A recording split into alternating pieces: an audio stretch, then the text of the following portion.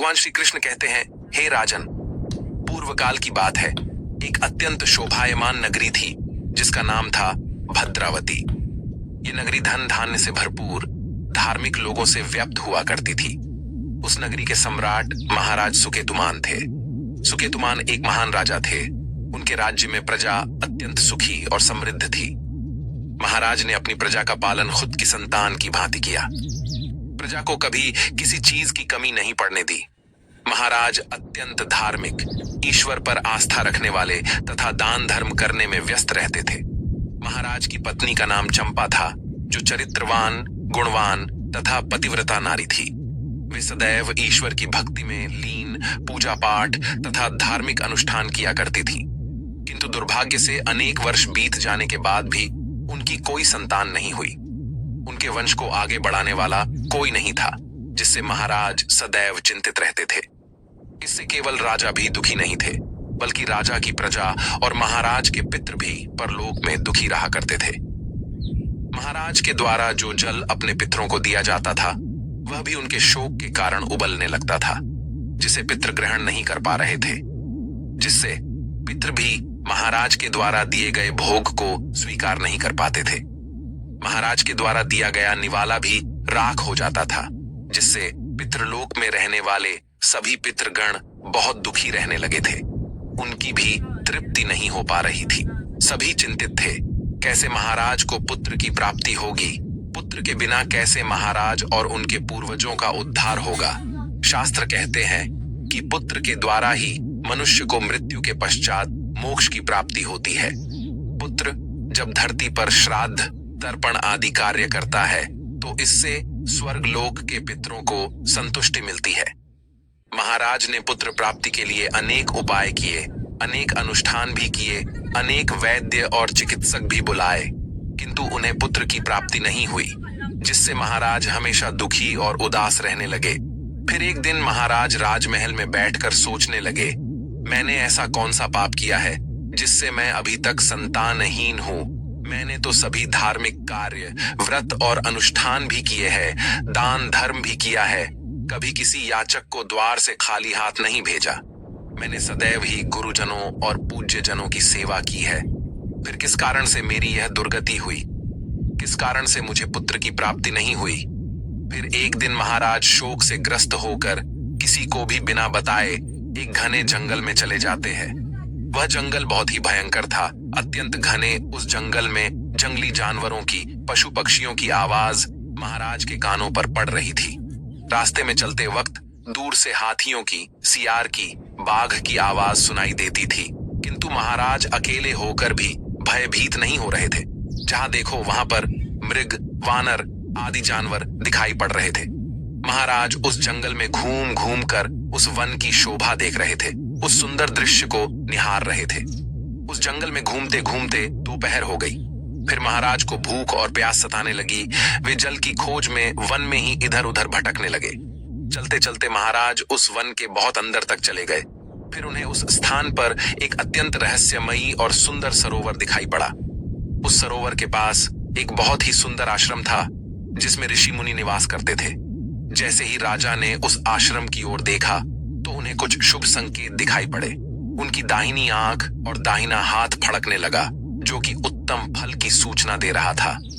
फिर महाराज की दृष्टि उस स्थान पर पड़ी, जहां सरोवर के तट पर वृक्ष के नीचे कुछ मुनि वेदों का पठन कर रहे थे। इस अत्यंत सुंदर दृश्य को देखकर महाराज को बड़ी प्रसन्नता हुई। वे अति विलंब न करते हुए शीघ्रता से उन मुनियों के पास चले गए और उनके सामने जाकर खड़े हो गए और जमीन पर बैठकर उनकी वंदना करने लगे। उन्हें बारंबार नमस्कार करने लगे।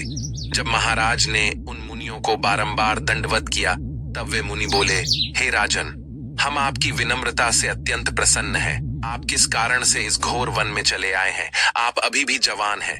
इस उम्र में आपको राजपाट का त्याग करके वन में जाना शोभा नहीं देता। तब महाराज बोले, हे महात्माओं, आपको प्रणाम है। मैं भद्रावती नगरी का नरेश सुकेतुमान हूँ। मैं भूख और प्यास से व्याकुल होकर जंगल में भटकता हुआ इस स्थान पर आया हूँ, तो मुझे यह अत्यंत सुंदर सरोवर दिखाई पड़ा। यह मेरा सौभाग्य है कि आप महात्माओं के मुझे दर्शन हुए हैं। मैं आप सभी के दर्शन करके धन्य हुआ। विधाता ने मुझे किसी कारण से ही इस स्थान पर भेजा है। हे मुनिजन, कृपया आप मुझे बताइए, आप कौन हैं? आपके क्या नाम है? किस प्रयोजन से आप सभी इस स्थान पर एकत्रित हुए हैं? कृपया आप मुझे अपना परिचय देकर मुझ पर उपकार कीजिए। फिर वे मुनि बोले, हे राजन, हम लोग विश्वेदेव हैं। हम इस स्थान पर स्नान करने के लिए आए हैं। माघ मास निकट आया है। आज से 5 दिन के बाद माघ मास का आरंभ हो जाएगा। माघ मास में स्नान करने का बड़ा महत्व होता है। आज के दिन पुत्रदा एकादशी है, जिसका व्रत करने से मनुष्य को पुत्र की प्राप्ति होती है।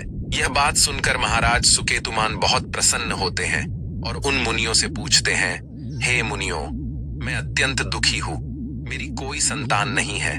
मैंने सब प्रकार के अनुष्ठान, पूजा पाठ, दान धर्म किए हैं, किंतु किसी अज्ञात पाप के कारण मुझे पुत्र की प्राप्ति नहीं हो रही है, जिससे मैं और मेरी पत्नी बहुत दुखी है। कृपया आप अपनी दिव्य दृष्टि से बताइए कि मेरे द्वारा कौन सा पाप हुआ है और उस पाप से मुक्ति के लिए मुझे क्या उपाय करना चाहिए, तथा इस पुत्रदा एकादशी का व्रत किस प्रकार से करना चाहिए। कृपया मुझे ज्ञान देकर अनुग्रहित करें। राजा के द्वारा इस प्रकार से कहने पर मुनि अपनी दिव्य दृष्टि से देखने लगते हैं और महाराज को उनके पूर्व जन्म का वृतांत सुनाने लगते हैं। हे राजन, आपको यह श्राप आपके पूर्व जन्म के दोष के कारण लगा है। पूर्व जन्म में आप एक दूसरों का धन चूसने वाले वैश्य थे। आप धोखे से दूसरों का धन हड़प लेते थे। एक दिन आप गांव के बाहर गायों के लिए बनाई गई बावली पर पानी पीने को रुके थे। तब उस स्थान पर एक गाय अपने बछड़े के साथ आ गई। वह गाय और उसका बछड़ा बहुत प्यासे थे और उष्णता के ताप से पीड़ित थे। आपने उस गाय को और उसके बछड़े को पानी पीने नहीं दिया और उन्हें मारकर वहां से भगा दिया और खुद उस बावली का जल पी लिया। इसी घोर पाप के कारण आप इस जन्म में पुत्रहीन बन गई हैं। जो मनुष्य गायों को मारता है, उनकी बावली को तोड़ता है, जो प्यासी गायों को पानी नहीं पिलाता, उसे घोर पाप लगता है।